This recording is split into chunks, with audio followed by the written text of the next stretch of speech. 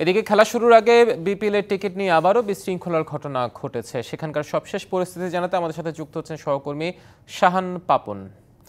পাপন, যেমনটি এর আগের খবরও আপনি জানানোর চেষ্টা করেছেন যে খেলা শুরুর আগে সেখানে বেশ কিছু বিশৃঙ্খলা দেখা গেছে, স্টেডিয়ামে প্রবেশ করেছে গেট ভেঙে দর্শকরা, সাথে টিকিট বুথও আগুন দিয়েছে। এসব পরিস্থিতিতে কিন্তু খেলা শুরু হয়েছে। স্টেডিয়ামের ভেতরে বাইরে চিত্র কেমন দেখছেন? ধন্যবাদ হিমাদ্রি। আসলে প্রথমে আপনাকে একটু ছোট্ট কারেকশন করতে চাই, সেটা হচ্ছে যে স্টেডিয়ামের গেট ভেঙে দর্শক ভেতরে আসলে প্রবেশ করেনি। যেটা হয়েছিল, স্টেডিয়াম সংলগ্ন বাংলাদেশ সুইমিং পুল ফেডারেশনের যে স্থাপনাটা রয়েছে, ঠিক সেখানেই আসলে একটা অস্থায়ী টিকিট বুথ করা হয়েছিল এবং বিপিএল এর টিকিট দেওয়া হচ্ছিল সেখান থেকে। এক পর্যায়ে সেখানকার টিকিট ফুরিয়ে গেলে বিক্ষুব্ধ দর্শক তারা কিন্তু সেই গেটটা, অর্থাৎ সুইমিং পুল ফেডারেশনের সংলগ্ন যে আসলে বুথটা ছিল, সেই বুথের গেটটা আসলে ভাঙচুর করে এবং সেখানে ভেতরে প্রবেশ করার চেষ্টা করে এবং বুথে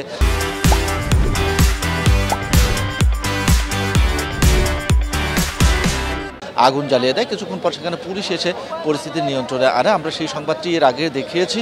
এখন বর্তমান যে অবস্থাটা আমরা দেখতে পাচ্ছি যে এখন ঢাকা এবং রাজশাহী তারা খেলছে, তারপরে কিন্তু বিগ ম্যাচ রয়েছে Fortune Barishal versus Rangpur Riders. সেই ম্যাচকে ঘিরেই আসলে উত্তেজনা, উন্মাদনা, এবং আমরা স্টেডিয়ামের ঠিক অপোজিট যে সাইডটা রয়েছে সেখানেও দেখেছি প্রচুর দর্শক, এবং এই মুহূর্তে আপনি নিজেও দেখতে পাচ্ছেন নিশ্চয়ই যে দর্শকের ঢল, এবং দর্শকরা কিন্তু সারি বেঁধে প্রবেশ করছেন স্টেডিয়ামে, এবং তাদের উদ্দেশ্য কিন্তু একদম খুবই পরিষ্কার যে বড় দুইটা দল একটু পর এই ম্যাচ শেষে অন্তত বড় দুইটা দল অংশ নেবে আরও একটি ম্যাচে, Fortune Barishal versus Rangpur Riders. সেই ম্যাচকে ঘিরেই আসলে তারা তাদের উন্মাদনা ও উত্তেজনা প্রকাশ করছেন, এবং আমরা দেখতে পাচ্ছি যে দর্শক এখনও প্রবেশ করছে। সেটা কিন্তু বারবার বলে আসছে, দর্শকের কমতি কখনোই ছিল না। তবে তারপরেও কিন্তু যে বিষয়টা দেখা যায় যে গ্যালারিতে অনেক অংশই ফাঁকা থাকে, বাইরে টিকিটের জন্য হাহাকার।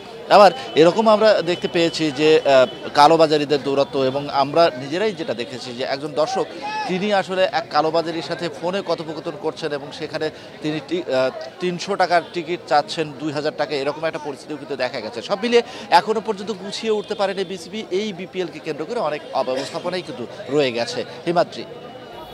পাপন, আপনাকে ধন্যবাদ আমাদের সাথে যুক্ত হওয়ার জন্য।